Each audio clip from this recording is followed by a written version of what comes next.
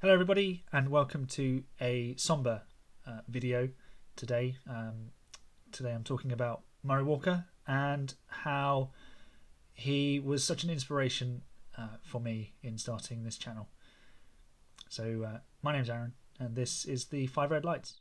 1 light, 2 lights, 3 lights, 4 lights, 5 lights, and it's go!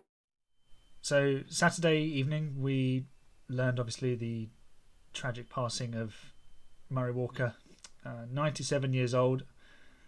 Personally, I was really hoping he would reach 100, and I echo Martin Brundle's sentiments in that we should have been calling him Sir Murray Walker, because he was just so brilliant at what he did. He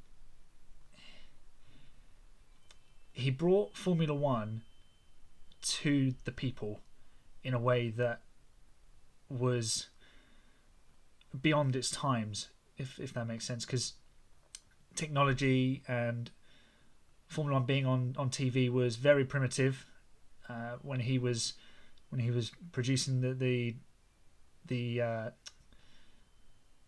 commentaries on the races, and his partnership with James Hunt was fantastic. Bear in mind they only had a single microphone to share, and the amount of technology that we have access to today, which gives us more detail, more depth, we can communicate things quickly, we can see who is doing the fastest sector times lap by lap and their speed trap time. We can do it within 200 meters of each part of the racetrack. Murray never had any of that. And for him to have been able to communicate the way that he did in those times, it was just extraordinary. What I think I loved the most about him was he was one of us. He was a fan at heart. He wasn't a journalist. He wasn't a TV personality. He was a fan of the sport that he commentated on. And when a dramatic moment happened, he wasn't just describing what you were seeing. He would share that moment with you, whether it was despair because your favourite driver had crashed out of the race, or joy that they'd taken the lead with a very bold move. Murray would share that moment with you.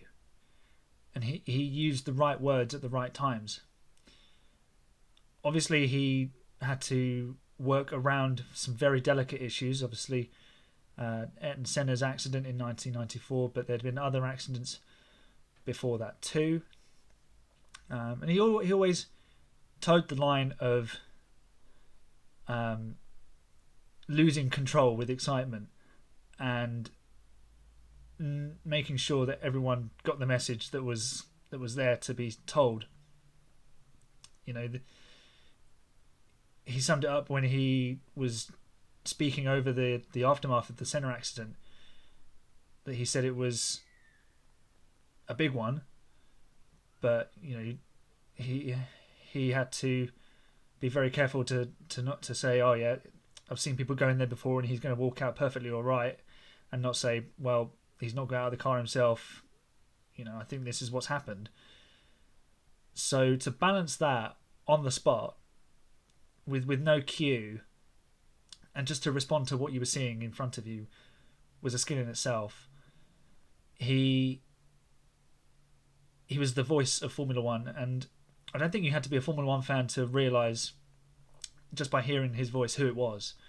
You had one of those voices that would stick in your mind.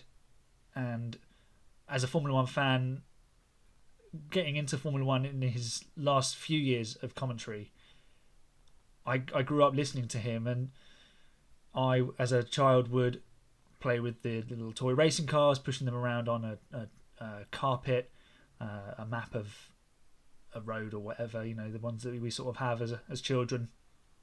You know, none of my pretend races were complete without the sound of Murray Walker.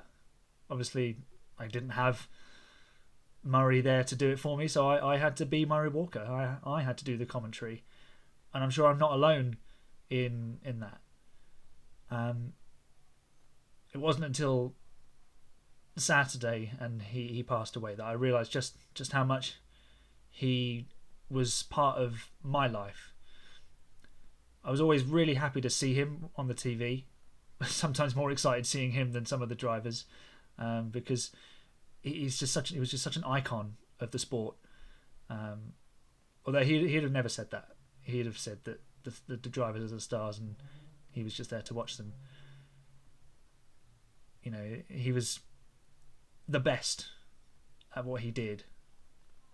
He had an amazing career, and we should also not forget that he went to war for our country and made a difference. So for him to have lived to 97, he's seen so much and achieved so much.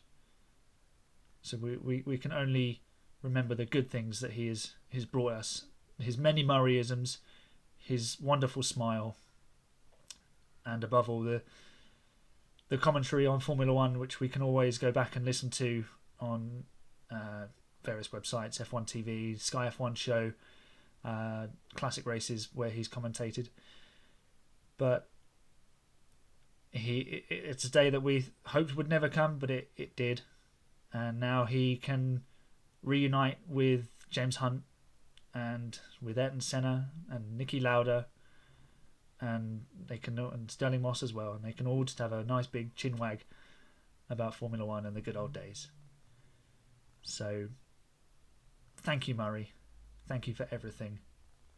You are one of a kind, and we will never see or hear the like of you again. That's all for this episode. I could sort of ramble on forever about Murray Walker, but I think that just sort of sums it up. I'm going to leave this completely unedited. It's been completely unscripted, and I'll see you in the next episode of 5 Red Lights. Rest in peace, Murray.